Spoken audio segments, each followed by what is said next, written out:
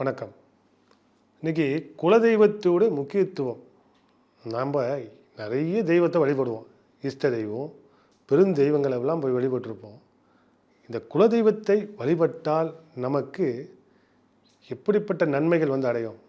இன்றைக்கி நிறைய பேருக்கு குலதெய்வம் தெரியல, சில பேர் மறந்துட்டாங்க. குலதெய்வம் எங்கள் முன்னோர்கள் சொல்லலைங்க, நான் ஏதோ சாமியை வழிபட்டுருக்கேன், அது என்ன சாமின்னு என்ன அப்படி தெரிஞ்சுக்கிறது அப்படின்னா ரொம்ப பெரிய விஷயம் இல்லை. நம்ம வீட்டில் நல்ல எண்ணெயோ இல்லை தேங்காய் எண்ணெய் இருக்குங்க இல்லையா, அந்த தேங்காய் எண்ணெயை ஒரு அகில் விளக்கில் ஏற்றி திரி போட்டு 48 நாள் நீங்கள் விநாயகரை வழிபட்டு வந்தீங்கன்னா குலதெய்வம் யார் மூலமாவது உங்களுக்கு தெரியப்படுத்துவார். சின்ன விஷயந்தான், இதை பண்ணி பாருங்களேன்.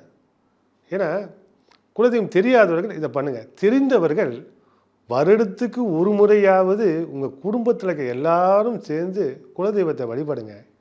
குலதெய்வத்தை வழிபட்டால்தான் இஷ்ட தெய்வமும் உங்களுக்கு வழிகாட்டும். இஷ்ட தெய்வம் வழிகாட்ட வேண்டும் என்றால் குலதெய்வத்தை பிடிச்சிங்க. முதல்ல குலதெய்வத்தை எப்படி வழிபடணும், அவங்கவுங்க முறைப்படி உங்களுக்கு என்னென்ன முறையோ அந்த முறைகளை நீங்கள் வழிபடுங்கள். தெரியாதவர்கள், நான் இவ்வளோ நாள் வேறு ஒரு சாமியை வழிபட்டிருந்த சாமி என் குடும்பத்தை சொல்லவே இல்லை, எனக்கு தெரியவே தெரியாது, நான் தெரிஞ்சு கொள்ள வேண்டும் என்றால் நான் முன்பே சொல்வது போல் வீட்டில் 4:30 மணி காலையில் 4:30லேருந்து 5:30 மணிக்குள்ளே பிரம்ம முகூர்த்தம் என்று சொல்லக்கூடிய அந்த நேரத்தில் வீடை சுத்தம் செய்துவிட்டு அகில் விளக்கில் நல்ல தேங்காய் ஊற்றி திரி போட்டு வாழைத்தண்டு திரிக்கு எடுத்தால் மிக விசேஷம். அதை போட்டு ஏற்றுங்க. 48 நாள் ஏற்றி வாருங்கள்.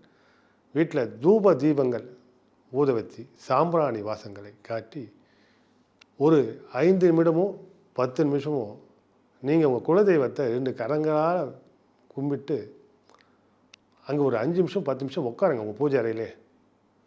எனக்கு நீ தான் வழிகாட்ட வேண்டும், என் குலதெய்வம் நீ தான், எனக்கு யார் என்று தெரியவில்லை என்று விநாயகர் பெருமானத்தில் வீட்டில் விநாயகர் வீட்டில் எல்லார் வீட்டில் விநாயகர் படம் இருக்கும், இல்லை விநாயகர் சிலையாக இருக்கும். அந்த சிலைக்கு பக்கத்தில் இந்த அகில் விளக்கில் இந்த தேங்காய் ஊற்றி திரி போட்டு ஏற்றி வாருங்கள். 48 நாள் நீங்கள் ஏற்றும் போது யாராவது ஒருவர் உங்கள் இல்லத்திலே வந்து இது நம்ம குலதெய்வம் என்பதை அறிவுறுத்துவாங்க. யார் மூலமாவது அவங்க வந்து தெரியப்படுத்திடுவாங்க.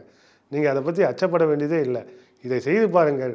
உங்கள் வீட்டில் குலதெய்வம் வாசம் பண்ணுறதை நீங்கள் கண்கூட உணரலாம். இது எப்படி வாசம் பண்ணுவாங்க அப்படின்னு நீங்கள் கேட்குறீங்களா? உங்கள் வீட்டில் மங்களகரமான வாசனைகள்லாம் தெரியும், மங்களகரமான விஷயங்கள் நடக்கும், மனமான வாசனைகள், மல்லிப்பூ. உங்கள் குலதெய்வம் ஒரு முனீஸ்வரனாக இருந்தால் சுருட்டு வாசனை, வீரபத்ரன், இந்த மாதிரி ஐயனார், மதுரை வீர, இந்த மாதிரி சாமிகள்லாம் இருந்தால் சுருட்டு வாசனை வீட்டுக்குள்ளே மணக்கும். யாரோ ஒருத்தர் சுருட்டு பிடிக்கிற வாசனை உங்கள் வீட்டுக்குள்ளே தெரியும், உங்களுக்கே நல்லா அது உணரலாம். இல்லை என் தெய்வம் ஒரு பெண் தெய்வம் அப்படின்னா அந்த தெய்வத்துக்குரிய அங்கே அபிஷேகத்துக்குரிய வாசனை திரவங்கள்லாம், அந்த திரவங்கள்லாம் கூட உங்கள் வீட்டில் மணக்கும். இல்லை மல்லிப்பூ, உங்கள் வீட்டில் பார்த்தீங்கன்னா உங்களுக்கே அறியாமல் தெரியும் அந்த விஷயங்கள்லாம், சின்ன சின்ன விஷயங்கள் தான். உங்கள் வீட்டில் பார்த்தீங்கன்னா இன்னும் ஒரு பூ வாசனை வருது, ஒரு திருநீர் வாசனை வருது, மங்கள ஒலிகள் நம்ம காதுக்கு கேட்குது அப்படின்ற சில அறிகுறியெல்லாம் நமக்கு நம்ம இல்லத்தில் நம்ம குலதெய்வம் வாசம் செய்வதை நாம் நம்ம இல்லத்தில் அமர்ந்து நீங்கள் நல்லா கவனிச்சிங்கன்னா இதை நீங்கள் கண்டிப்பாக உணரலாம். குலதெய்வம் நம்ம வீட்டில் தான் இருக்குது என்பதை நீங்கள் அறிந்து கொள்ளலாம். தெரியாதவர்கள் இதை செய்து பாருங்கள். தெரிந்தவர்கள் குலதெய்வத்தை பிடித்து கொள்ளுங்கள். உங்கள் வாழ்க்கையில் எப்படிப்பட்ட விஷயத்துலையும் குலதெய்வம்னு ஒன்று எல்லாம் நம்ம இன்றைக்கி வைக்கல, நம்ம முன்னோர்கள் அன்றைக்கே வச்சிட்டாங்க. அப்பயே நம்ம குலத்துக்குன்னு ஒரு தெய்வம், அந்த தெய்வத்தை பிடித்து கொண்டால் தர்மராஜாவே வீட்டுக்குள் வருவதற்கு பயப்படுவாராம். அதனால் நீங்கள் குலதெய்வத்தை மட்டும் பிடிச்சிக்கிங்க, உங்களுக்கு எல்லா விதமான ஐஸ்வர்யங்களும் உங்கள் வீட்டுக்கு வந்து சேர்ந்துடும். இதை 4:30 மணிலேருந்து பிரம்ம முகூர்த்தத்தில் செஞ்சு பாருங்கள்.